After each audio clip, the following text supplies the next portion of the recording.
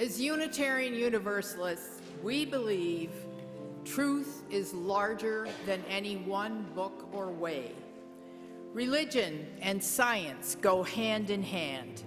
Integrity requires freedom of conscience. Diversity is something to celebrate. In the struggle for justice, we come alive.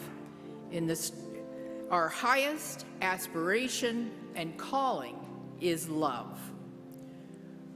Whoever you are, whomever you love, whatever path you are on, you are welcome here.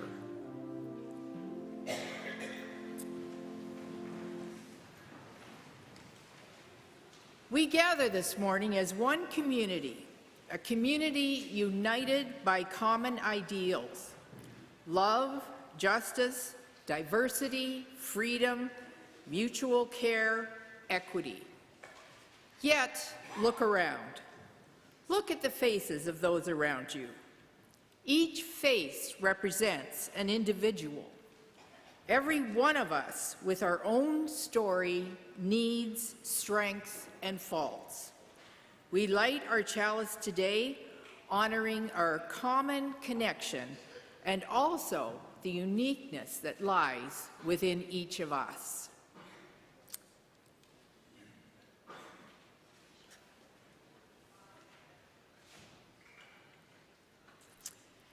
We are so glad that you've joined us this morning, whether in the sanctuary or on YouTube.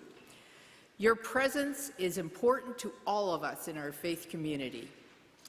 We have so much that's going on at West Shore. Check out the West Shore Weekly in your order of service to learn about current events so that you can become involved. And today we have a special announcement from Matt Lowell. Where is Matt? Here he comes, running down the aisle. He didn't know that he was going to have to run to do this. Sorry, I literally thought it was after greeting time. So real quick, we started attending 7 years ago, Carolyn and I, and this is the first time I've ever been behind one of these lecterns. You all look fantastic. As some of you may know, I am one of the 3 new members of the board, and the board at our recent meeting discussed a few things about the future of the church. And one of the great things about UUs in general, and West Shore in particular, is the sense of community and also discussion. Everybody has a voice. And so we have planned, as some of you might have seen in an email that was sent out, marked with cancel, there will be a series of lunches and discussions over the next few months about helping West Shore's board plan for the future. Big, open-ended questions where we want as many perspectives as possible for tackling the future of the church. However, that is not going to be next Sunday, October 29th, because we also had another issue come up, and that is issue 1, right? So as Kathy wrote, Kathy up in the perch up there, we are voting in what, 2 weeks? When's election day? 2 weeks from Tuesday? On reproductive freedom in the upcoming election.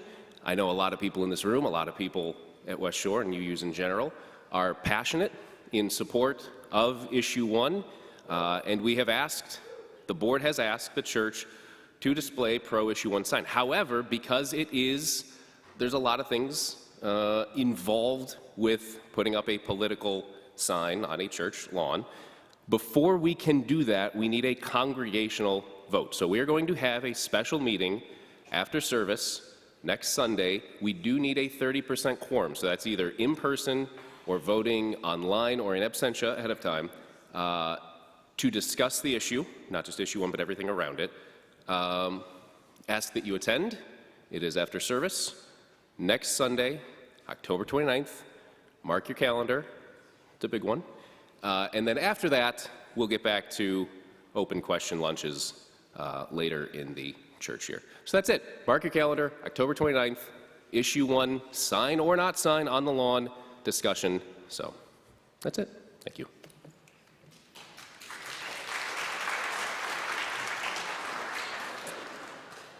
And I've also been asked to give one other special announcement. Guess what's coming? The service auction. Friday, November the 10th. Mark it on your calendar. Remember to get your early admission tickets for the service auction. The early bird price has been extended to November 1. Also, we are still in need of donations for the silent and live auctions, and we are still signing up volunteers to help make the service auction a great success. This event is always great. I was here last year for the first time. I was so impressed with what a wonderful job the committee does of putting this together. It's fun and it's rewarding because it supports our church. Early bird tickets, 50/50 raffle tickets, and volunteer sign-up sheets are available after the service today. So visit the service auction table in the Rotunda or in Baker Hall. We welcome our guest speaker this morning. You will probably recognize her as a member of our congregation. Reverend Cheryl Ann Costa became a Wiccan in 1977 and an Alexandrian Wiccan priestess in 1985. She has held ordained Tibetan Nakma Yogini vows since 1977, when she also began a 7-year sabbatical as a Tibetan Buddhist nun. She's taught hundreds of Wiccan and pagan students over the last 38 years. Cheryl is a 2-service military veteran serving in the Air Force and the Navy. She retired from a professional career with Lockheed Martin Corporation in 2011, and since then has been a newspaper columnist, presently writing for the Roswell Daily Record. So we're going to hear from Cheryl later, but right now, let's greet each other warmly. So look for someone that you don't know and say hi. You can say hi to the folks that you already know at coffee hour. Greeting time will end with the sounding of the bowl.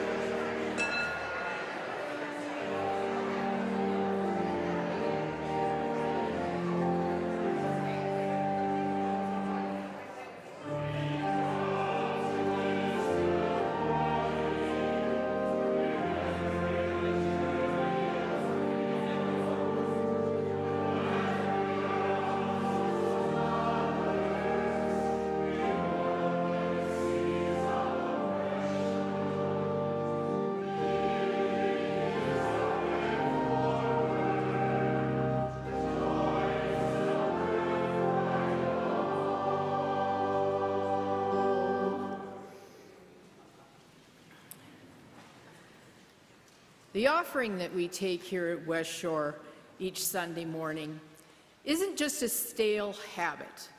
It's an opportunity to recommit to this place, to these people. Our offering is an affirmative yes. When we give, we say yes to something that we value.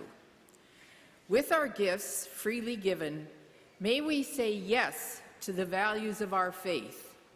May our offering help us practice Unitarian Universalism within and beyond our congregation as a tool to empower our mission to become a community of thoughtful and caring people who work to put their values into practice. Through this offering, let us now say yes to our community at West Shore.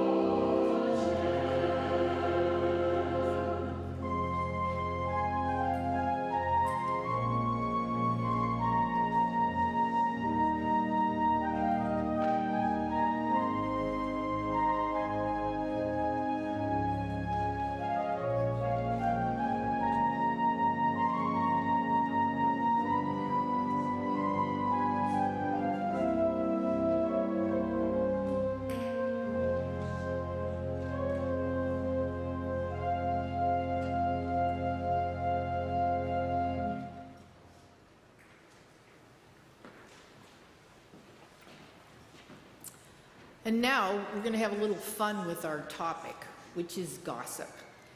I'm sure you all remember this little game from school. I'm going to ask Cheryl's students to come up to the front, if you don't mind. You look so wonderful and you're so in fitting with the theme. And we're going to do a little experiment. I'm going to whisper something to the first person in line. Oh my gosh, we've got a lot of students here.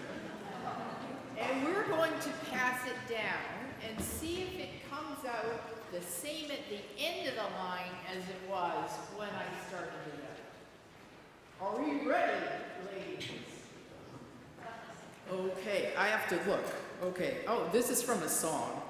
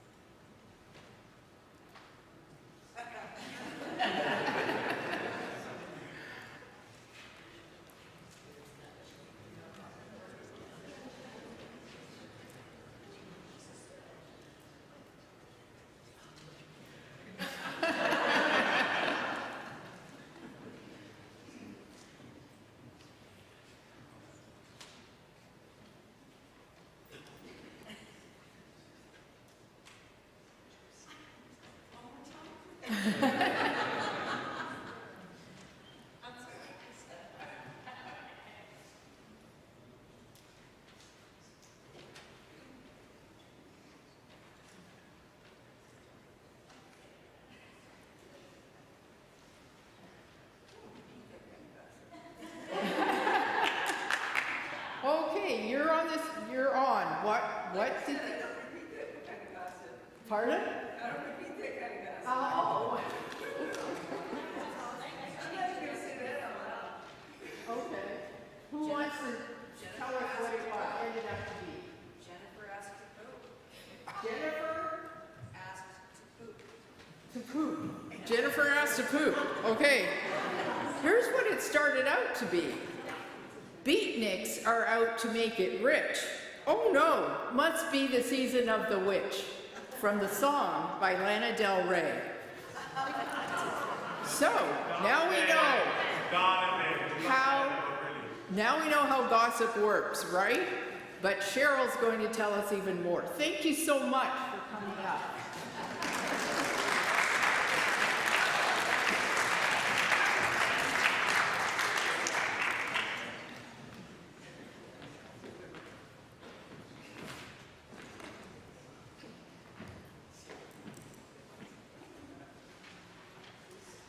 Greetings, my friends. It's October. It's time for Oktoberfest.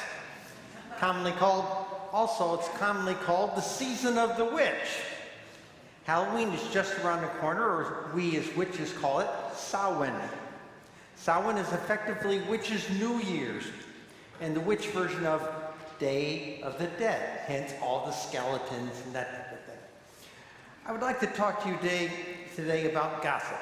Personal reputation, ruining gossip, family shattering gossip, culture demolishing gossip. My friends, gossip is not a very loving thing to do, and in fact, it's a very poisonous thing to do. Witches.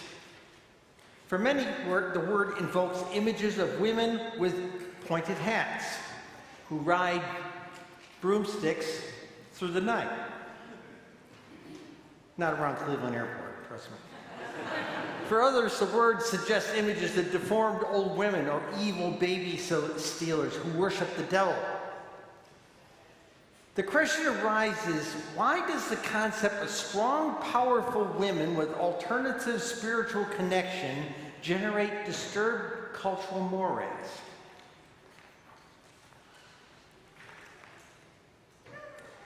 To understand the nature of this negative baggage, cultural baggage, we must start at the beginning of human culture. In many tribes, both in the past and in the present, there are and were people who were referred to as midwives, shamans, and witch doctors. Frequently, these individuals within a tribal society met the needs of medical practitioner, spiritual counselor, magical practitioner, and sometimes the divine seer. It's these tribal priests and priestesses who facilitated a connection between the tribe and the divine. So if our tribal ancestors held these special individuals in such high esteem, where did the negative images that permeate our modern culture come from? Let's take a moment and discuss some historical fact. The ancient Egyptian culture had a robust pantheon of gods and goddesses. They had a core of about 100 prominent deities with a total of 1,503 other deity attributes within the pantheon. Likewise, the slavery-bound Jews of ancient Egypt had their own temples. They worshiped the god Yahweh and his consort goddess, Cheryl. After the Jews left England, not on a broom, and during their 40 years wandering the desert, Moses delivered the 10 Commandments. And of course, the first commandment was, I am the Lord thy God, there shall be no other gods before me. After that, the post-Exodus Jews destroyed any and all shrines to other deities, including those of the goddess Asherah. By the way, there's an emanation of Asherah in this congregation today. Jewish women were left with only a male face of God to worship solely. It was something for which they could not identify. This also set a cultural precedent that men were the favorite of God, the male god Yahweh, and the women were somehow lesser in public stature, diminished in power. With no face of deity to identify with, women became little more than chattel. As women tried to quietly maintain a connection with the goddess face of deity, it became taboo. Therefore, the earliest known prohibitions and taboos related to goddess worship and sorcery are found in the early Hebrew scriptures, Exodus 22:17. Thou shalt not suffer a sorceress to live. Please note, the prohibition is towards the women who probably went back to practicing and venerating a female goddess form. Scholars have also suggested that the female spiritual leaders diminished the male role and therefore male power. The act of codifying condemnations directed at the female practitioner only served to enable and entrench the leadership power of the rising patriarchal priesthood. Later, around 200 to 500 in the Common Era, AD, the Hebrew Talmud went as far as to condemn and offer punishments of execution for the practice of this goddess worship and sorcery. It was a battle between the sexes that went on then, and it still goes on today. It should be noted, though, however, that the young Christian church held for nearly 10 centuries the position that witchcraft simply did not exist. But in the 10th century, through the 17th century, medieval popes, in their efforts to Christianize Europe, were confronted with the insurmountable problem that women folk were still privately venerating goddess forms. As the Inquisitions came into style, women folk accused of goddess worship were labeled heretics. It was also during this era, pardon the slightly froggy voice, everybody has it in Cleveland. It was during this era that the goddess worship and its mystical, magical aspects were labeled sorcery and involved contact with demons and was a form of heresy. Henceforth, the Inquisition became involved with the investigations related to charges of witchcraft. In the 14th century Europe, they were overwhelmed with the Black Plague. insurmountable amount of European population dies. As a result, the medieval church put forth the gossip that Jews, people with leprosy, and witches were responsible for the rapid spread of the disease. In the mid-15th century, the Catholic Church put forth the dehumanizing notion that witches eat babies and sell their souls to the Christian devil. Henceforth, the business of witch hunts in Europe began in earnest. For the next 200 years, the witch hunts in Europe became what modern witches today refer to as the burning times. 60-odd years ago, when I used to be a good Catholic boy, the Catholic nuns taught us to be afraid of witches. We were told they worship the devil and are evil. Of course, this raised a simple question in my mind. Why are we not being told to be afraid of the people who burned the women alive? I want there to be no doubt where I'm coming from. I am a witch. Card carrying, pointed hat wearing, broom toting, wand waving. And it was Velcroed into the thing, it just came out. He likes to do that. Okay, in my case, now some of you are wondering, what makes me a witch? At a very simple level, if a person identifies with goddess worship and such, the individual practitioner may self-initiate themselves by calling upon the goddess and saying, I am a witch 3 times. Centuries ago, that could get you burned or hung, just saying, I am a witch. In my case, at every level of witch initiation, I was required to speak this phrase 3 times before witnesses and the blessed goddess. I am a witch. I am a witch. I am a witch! Some people will tell you to be called a witch is an insult. Let there be no doubt that many of us stand up to the label and reclaim the title.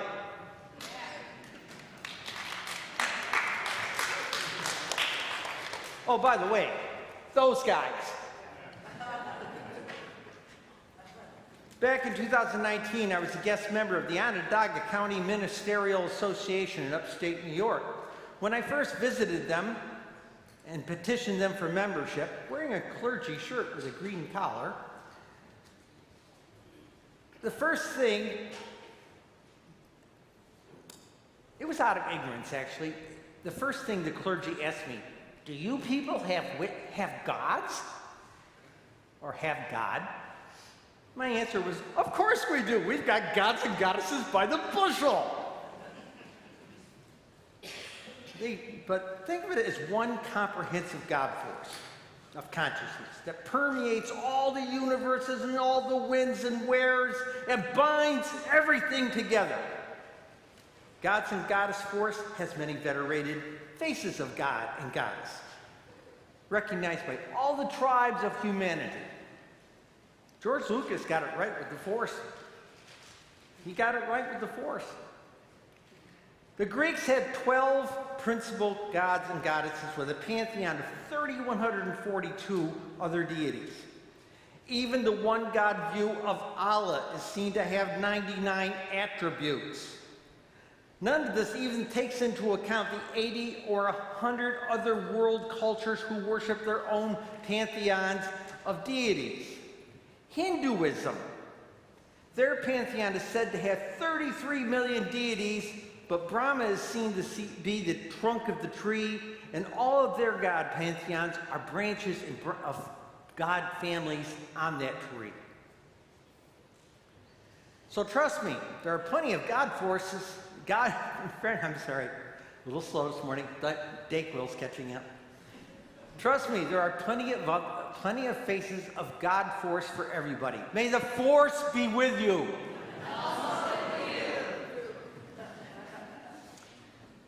These clergy asked me, who do you personally venerate? I am Cheryl Costa. I am a priestess of the goddess Aset. I am dedicated to service, sacrifice, compassion, and love unto all things. Aset is the great Egyptian goddess who is commonly called the Queen of the Heavens. You might know her by her Greek translation of her name, Isis. Some of you might think she is just a myth, but how many of you are familiar with the painting of the Virgin Mary holding the baby Jesus? Show me your hands. Okay, seen that around? That's a copy of an early Roman painting of Isis holding her son Horus. The young Christian church, when they were cobbling their tradition together, stole a little bit from everybody.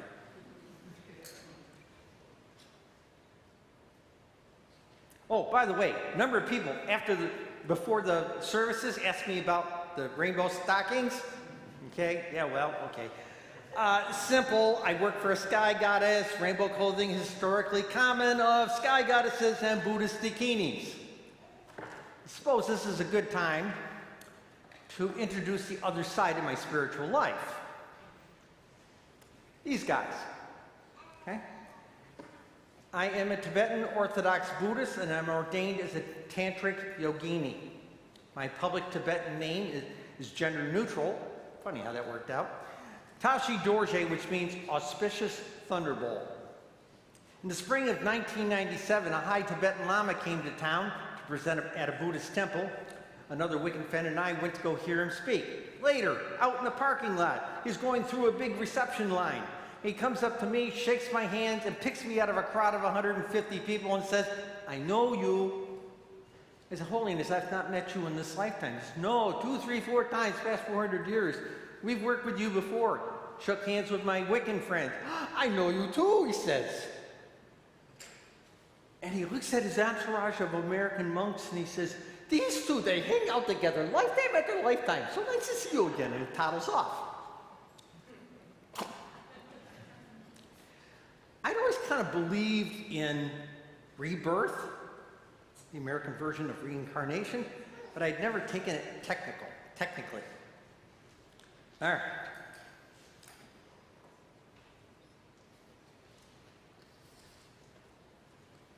Two months later, my Wiccan pal and I were called to a private meeting, and there were all these people around this coffee table, and he looked at each of these people and said, "Why do you want this ordination? Why do you want this ordination? Why do you want this ordination?" Comes back around him, he looks at me in Samaya and says, "Oh, you've done this before. Why do you want this? Why do you want this?"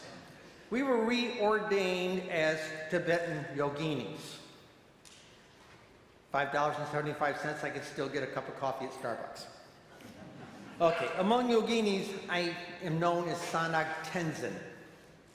The Supreme, much later, I wanted to find out if I really wanted to test this idea of reincarnation. Supposedly, I had been a Buddhist nun at one time. So I asked for permission to take temporary robes. And much later, about a year later, the supreme head of the Tibetan Orthodox tradition ordained me a Buddhist nun. He named me Dawa Donma. It means moon goddess. Let's go back to our conversation about the burning times.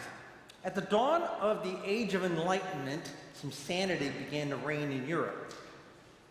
In 1682, the King of France, Louis XIV, put an end to witchcraft trials in his country. That started a movement, and all the other heads of governments in Europe began following suit. While witchcraft trials were discontinued, many witchcraft laws stayed on the books as well. And for 4 centuries, because there was 4 centuries worth of cultural indoctrination rooted in poisonous gossip.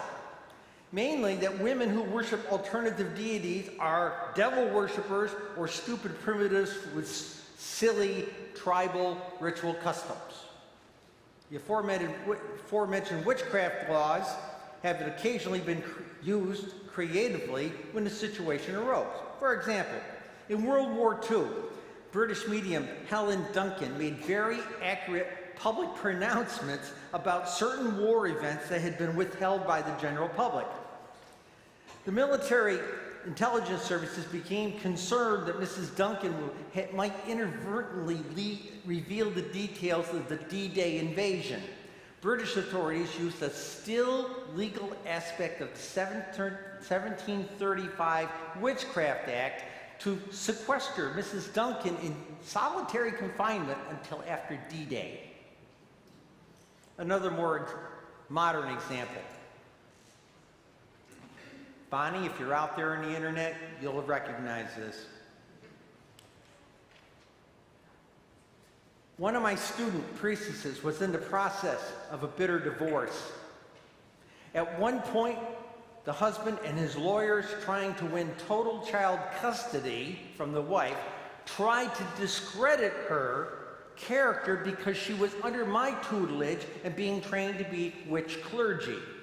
The judge laughed the husband and the lawyers out of his court. In 1991, a year later, a television writer for ABC's TV Movie of the Week found me and asked me if I could hook him up with a woman who had been attacked by being a witch in a divorce custody suit with children, that type of thing. I told him, come to dinner on Friday night, I'll introduce you to a dozen of them. He did, and I did, and they gave him a nearful. Back in 1951, the witchcraft laws the last of them came off the books in England. Entered Gerald Gardner, a civil servant. Gardner was a member of the Rosicrucian order. He was also a member of a thing called the New Forest Coven. And he was ordained into them, or at least initiated into them, in the 1930s, 1939 to be exact. Gardner decided to revive the faith, and Gardner decided to propagate his version of the Wicca religion. He began attracting media attention and writing about it in various books that he published. Gerald Gardner is internationally recognized as the father of Wicca among pagan and occult communities. Gardner's books out in public, with Gardner's books out in public, the concept of neo-paganism began to grow on a very stealth basis throughout the 1950s as sort of a subculture.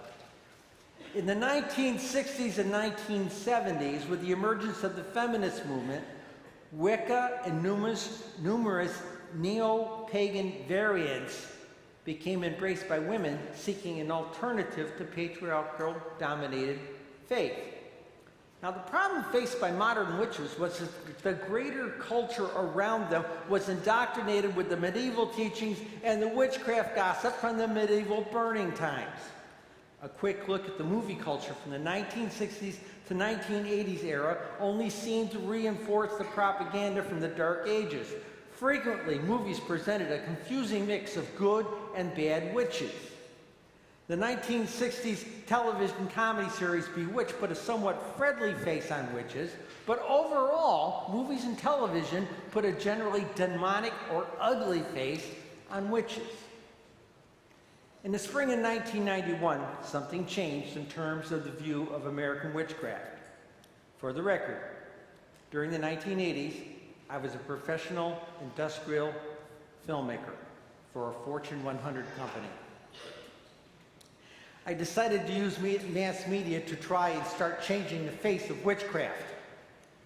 If you web search Washington Post, 1991, Cheryl Costa, following article will appear. 18 June 1991, witches have taken to the air.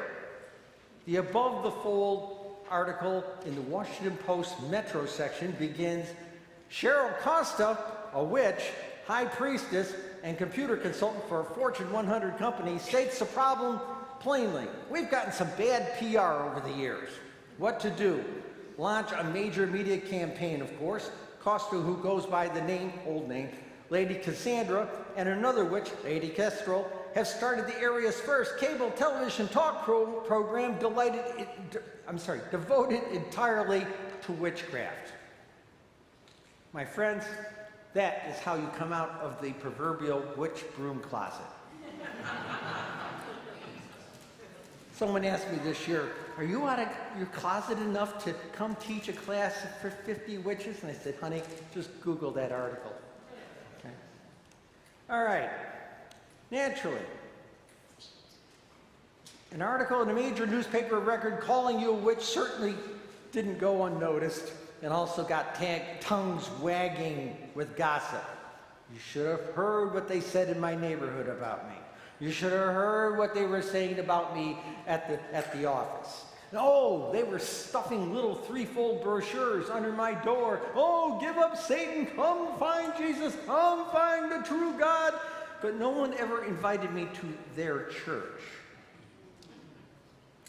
Within a week, the host and I started being followed around by no less than 4 levels of law enforcement constabulary. Local police, county police, state police, federal types. Why, you ask? Well, it's this cultural gossip thing at its worst. Witches are supposed to be evil. The church in the movie said so. So if they're evil, they must certainly be breaking the law. What happened after that? The FBI folks who followed us around ended up becoming Wiccans. Several local police and sheriff's departments occasionally began using me as a consultant when they found artifacts at suspected crime sites. Let's talk about evil spells. June 6, 1991, Larry King says, "Do you put evil spells on people?" And I looked at him and said, "Nah, too much work." Solid truth is, to put an evil spell on somebody risks a 9 times 9 karmic blowback. Why would anybody in their right mind want to put a whammy on somebody if it's going to rebound on you 981 times worse? The single most powerful truth I have learned in 5 decades of practicing magical mechanics: send out loving kindness, healing thoughts, and beneficial intentions to huge volumes of beings causes really good stuff to come back at you. Can I get an amen? Send out bad thoughts and evil wishes into the ether. Look out, baby. What about the television program we produced? All of our loving, kind public relations effort paid off. The world media came to our door. We produced 70 episodes of the program from June of 1991 through the end of 1992. This effort of speaking out had a significant impact on witches around the world who also began speaking out. Kestrel and I granted nearly 100 domestic and international interviews with news entities. Hollywood producers came to see us. Soon afterwards, television movies and television programs began to change. Television programs like Charmed and Buffy the Vampire Slayer and others debuted witch characters with good moral repute. It's been suggested that perhaps we opened the door to Harry Potter. Come on, please. Small efforts, lovingly offered. But it was a bit longer road for polite and equal treatment under constitutional law. First Amendment says Congress will make no law interfering with the free practice of religion. But for witches, we weren't allowed to practice our faith openly on military bases. Being a Wiccan in the Navy, I was told it was a court-martial offense. The 8 of us on my submarine kept it very quiet to ourselves. Back in 1991 and 1992, I was part of an effort to try and get the Veterans Administration to put pagan symbols on fallen soldiers' tombstones. After 9/11 and the subsequent Middle Eastern war with young pagans of all traditions being killed, the families of those fallen combat veterans pushed back hard. In April of 2007, it finally occurred, with an array of pagan symbols now available for use on tombstones for dead veterans. Which brings us back to the point of this sermon. Lies, the lies and gossip are poisonous and destructive and linger for decades and perhaps centuries. Be careful what you say. Gossip, when yielded by powerful institutions and those with the power of the bully pulpit, is cruel, damaging, and frequently unconstitutional. His Holiness the Dalai Lama frequently says, "Be kind." I, as a yogini, say to you, offer love in your heart to everyone with bright blessings for all, for we all come from the same divine force. Gossip is not kind. Think twice before you spread gossip. Please, my friend, put a little love in your heart. In closing, I would like to share this short spiritual perspective from those of us of a goddess view. I'm the starlight that rises from the east and calls you forth out of the darkness. I am the hot tropical sun of the south that makes the rainforest grow to be the lungs of your world. I am the body of the great oceans of the west that nurtures the bounty from within to satisfy your hunger. I am the body of the earth's soil for which to plant your crops and to make your dwellings. I am the primordial God, mother of all things. My love is in Find love in your heart for all things, for they are me. If you wish to join us for questions and answers afterwards in this sanctuary, I would be happy to answer them. That's going to be our after service deep dive. Bright blessings upon you all, and long live the Unitarian Universalist tradition. Peace be with you.